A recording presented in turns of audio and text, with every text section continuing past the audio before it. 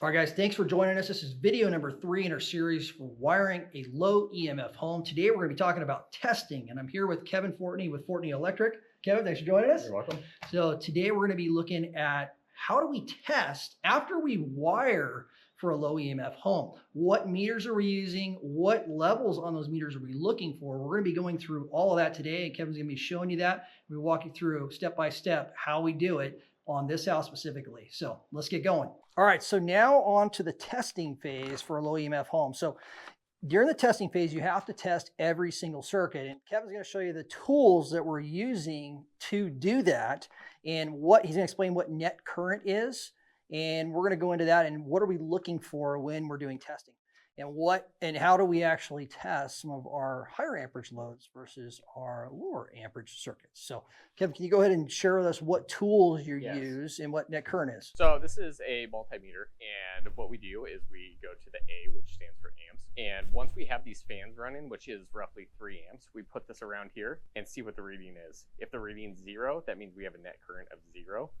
But if we have any other number than 0, that means we have uneven flow of current on your hot and your neutral, which means there's another path that power is going.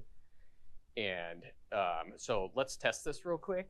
We'll turn both these fans on and then see what our net current. So right now our net current is 0. So that's a good thing.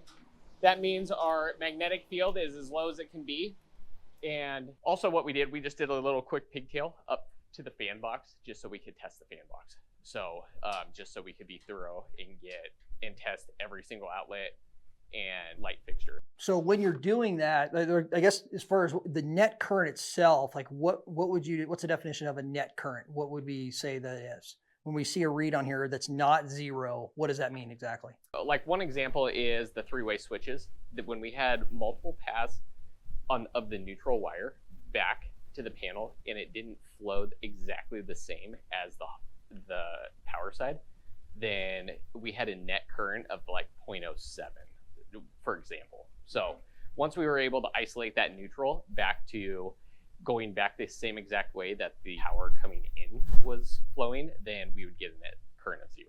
Then you get a 0. So you want the same amount of current flowing out from the power going back on the neutral. Correct. Just all the way back. Circle. And that gives you a 0. Yes. But if you don't have, if this thing doesn't show 0 like this right here, then you have an unbound, you have a net, what they call a net current. And then you got to go start trace that out and find out where that's coming from. And the only reason that's bad is because it amplifies your magnetic field. That's a magnetic field problem, right? Correct. And that's only created from current. So that's why he turned those fans on, because it wouldn't show if you didn't have a load being pulled off that circuit, right? Correct. Yeah. Okay. So so the minimum amps that we want to have on that is 3 amps, and what you're looking for with this Gauss meter, and this is just a tri-field Gauss meter, but if you look in the Healthy Home book, this will read. They want looking for like a 0.5 milligauss, 18 inches off of the wall, and that would assume that you would have technically it's wired properly if it's under a load of 3 amps.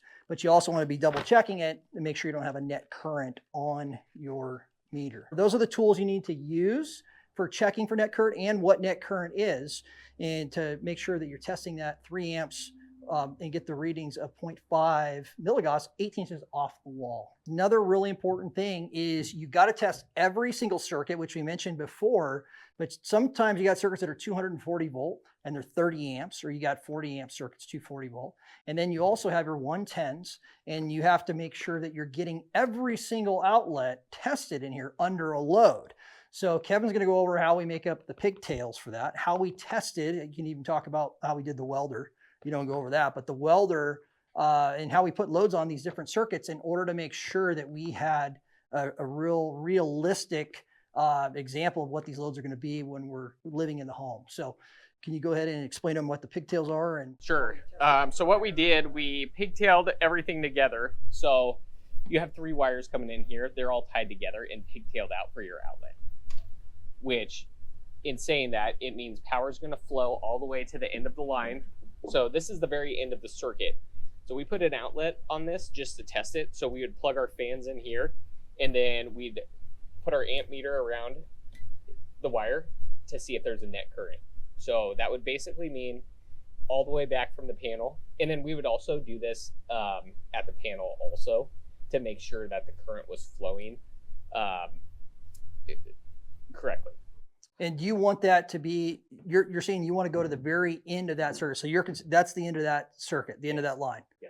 So what happens if you don't go, say like I went and I put like that out, you didn't put that outlet in that in box into the circuit, and I put it in the middle of the circuit. What would happen if I tested here? So really, if we ended up testing, we'll just say in the middle of the circuit, we could have down the line, say a parallel circuit where your neutrals could get back to the panel a different way than just the straight path, the way it is set up here. So really, if you don't test everything down the line, you could have issues farther down the line. So that's the whole reasoning why we test at the very end. So you could see a net, you could see a 0 from that box back to the sub panel. Right, we could have a 0 here, but if we tested all the way down the line, we could have a net current. So that's basically just saying there could be issues farther down if we don't test at the end. So we want to put a load on every single one, at the end of every single. Yeah.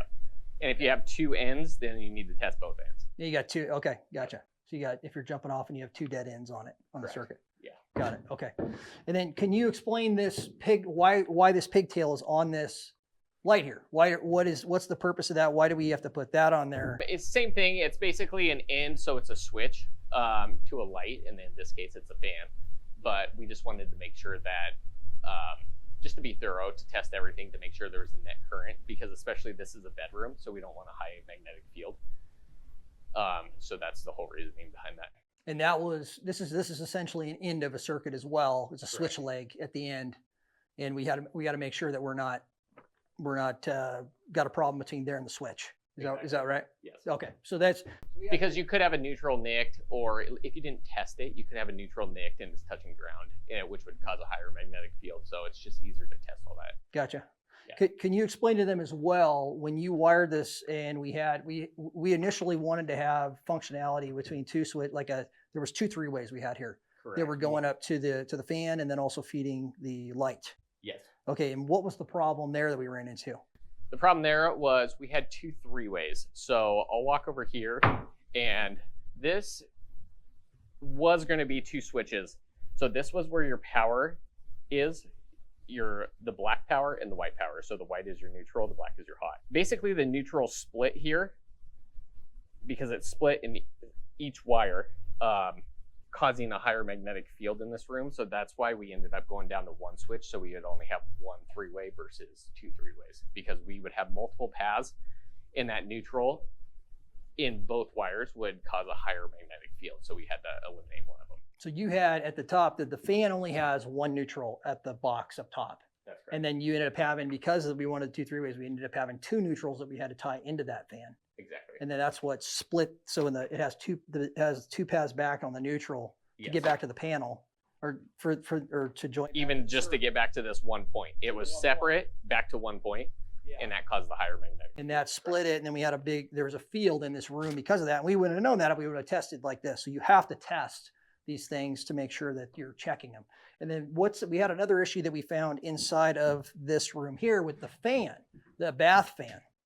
And that was because of the constant hot and the humidistat that we were dealing with. Right. So basically we had a switch leg going up to the fan, and then there was a constant power also going up to the fan, which that was 2 separate neutrals of the same circuit, and that caused the magnetic field to be greater. So we had to pull a 12-3 up there, which is a black, red, and a white with a ground wire to keep your neutrals and your grounds all in the same sheathing, and that made the magnetic field way less. So basically eliminating majority of that magnetic field that was caused by the 2 separate wires. And we eliminated actually a switch, like the 2 locations of the 3-way is what was causing that, right? Like we got rid of that switch on that side? Yeah, Yep. to get rid of that. Okay. Yep. Okay, so can you explain to them what we did to test the higher amperage circuits, like our 240 volt dryer AC that we have, and what else did we test? We tested our The range. Right. Yeah, so we needed to get a load on those circuits, and what we did to that, and then some of these we actually rerouted Right. because of that read that we got off them. Can you explain to them how we tested them and what we did, Right. and So how we checked them with the amp meter and that? So for the AC, what we did, we hooked a welder up to it, which pulled 22 amps. And the reason why we did the welder is because it was a 240 volt circuit with no neutral. So we couldn't use the dryer. Um, so when we were testing that, we realized how great that magnetic field was. So we had to end up rerouting that wire to just keep it away from basically living spaces for the most part. Yeah. And then the dryer we just plugged in and tested it that way. And then for the range, we moved the dryer over to the range and plugged that in because that gave us about a 22 amp load also. And that just gives you a realistic amp draw on that circuit, so you could know how big that magnetic field is once you're using your oven or your dryer. So yeah. So we had like this AC.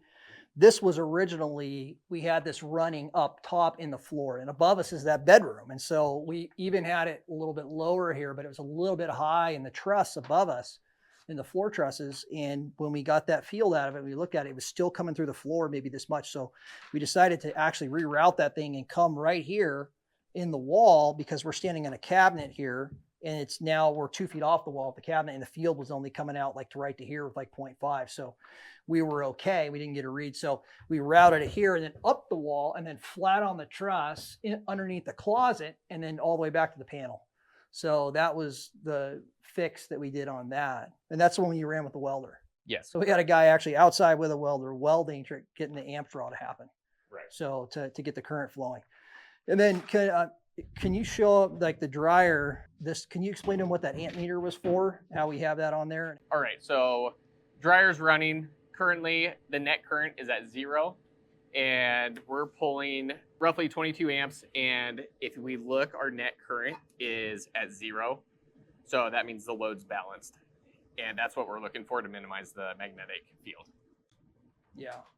And so these dryers, the thing about this, I didn't know this about a dryer, but we figured it out. So these things, when they start up, they start pulling the full amps that they're going to pull. So it's pulling 22, and then it cycles on, cycles off. So you got to know when that thing's actually drawing 22 amps. It goes down to 0 when the heater's not running, and then it kicks back up to 22 amps. So you have this intermittent test or flow of current on the circuit. So we're able to use this because it's a 4-wire. On this circuit. And then the other one, the same thing for the range, we tested that. So one thing to consider in a low EMF home is don't do an electric dryer. If you don't want the EMF room, you could always go with a gas dryer, and then you just have 110 coming down for a circuit down here and not having to worry about that. So that would be a way to go too. We're going to use gas in this house, but this one's that we wanted electric here just to have it here. And it's in a spot where it doesn't take any of the magnetic fields up into the floor space, into the bedroom above. So we made sure that the way we were routing that over here. So with a low EMF home, you want to make sure you test every single circuit. If it's 240 or if it's 120, you got to do it at the end of that circuit. Make sure you're getting a load to every single part of that circuit, and put a load on 3 amps on a 120, and make sure you're getting a very similar load on any of your larger amperage circuits. So similar load for like a dryer, get a dryer in there, or a range, whatever that would pull. If you got an AC, make sure you get a comparable load on that as well. So that's really important to test all of those prior to covering anything with drywall, to make sure if you have any reroutes or fixes or anything, any errors you find in the wiring, you can fix it then, or if you have a damaged cable. So really important part of your testing process. All right, so during the testing phase, when you're putting your circuits under a load, you want to check it with a Gauss meter. And we want to go over some of the levels that you're looking for as far as the readings on the Gauss meter, so you can see what they are. Kevin's going to show you that. So you want to make sure that it's under a load, or for anything you're doing the magnetic fields, testing that way. If you're just getting an electric field, you just have to have the circuit on, so you have power there, so you can see that there's potential to actually draw power. But it doesn't actually have to be flowing power, the current running through that. So Kevin's going to show you that right now. But if you are going to look, like if you're here on the wall. So first we'll check net current. That's right. 0. Yep. And then we'll go to electric field. We have 0. So we want to be at like 0.3, like if you're about 18 inches off the wall, like 0.3. And this is at 0 because this is MC cable. If you had Romex, this would be a lot higher than that. And then the magnetic field. So we have a load. Once we're touching the MC cable, it's roughly 7. As we come off, 0.5. We have up to 18 inches to be in a safe environment, but we're not even out of the wall and we're at 0. Yeah, it's non-existent outside of the wall cavity. So, and that's a basic lighting circuit, just we're in the living room right now. Correct. So yeah, so it's not, as your circuits get more amperage, that's going to come out a little bit farther, but that's what you're looking for as far as your electric fields to be in a safe home. So just make sure you're checking the net current and to make sure there's no issues like he showed you, and that should be a 0. And then you should have the 0.5 milligauss for the magnetic field, 18 inches off, and the 0.3 on the electric fields at the same distance off the walls. And that's in that healthy home book that I said that's the recommendations, as well as like building biologists, that's what they'd be recommending as far as the levels for a healthy home that you're looking for. And that's really important in the bed areas like we talked about. So make sure these are the tools you're looking for. So I mean, good amp meter, Klein tool. These are inexpensive, like $100 kind of things. Klein tools. This thing's probably $150, less than $200. You can buy them really expensive, but that's been good enough to get the job done. And then we have the other tool we're using. That was a flexible amp clamp that Kevin showed on the dryers, and that's for getting around larger diameter cables, so you can check your net current around those. So if I had like my 2-inch sub feed that's up here, you could put you can't fit this around it, but you can fit the other one to check the net current going through that with that other device. So, and that's actually right here. It's right, this one right here is what we're talking about. So this will go around a larger diameter cable. You just take this off and check it that way. And this should read 0, just like this amp clamp reads here. Okay, so those are the tools you need to test and the numbers you're looking for in a low EMF home. So one other thing we wanted to add to this as far as testing with your tools is taking your Gauss meter and checking above your headspace too. Don't forget to do that, because you're check the floor too. So your floor and then your headspace. So if you have him go up above his head with the Gauss meter, we're right underneath the sub feed right here. And this is in rigid conduit. And you can see he's only at 0.4, 0.3. So he's looking good right there. And as he comes down, he's at 0.3 and it's coming down to 0.2 and he's not even close to his head. So you want to make sure that you don't have anything coming down into your living space or coming up, or coming from the ceiling down or coming the floor up. So use your Gauss meter to go through your whole house. Like every electrician should have one of these that's wiring low EMF homes, just to test to make sure that their work was done correctly and there's no wiring errors. Okay, so those are really important tools to have, and some tips on how to go through a house and check your home to make sure it was wired for low EMF. All right, well, thanks for joining us. I hope you're able to learn a lot about how to wire a home that has low electromagnetic fields.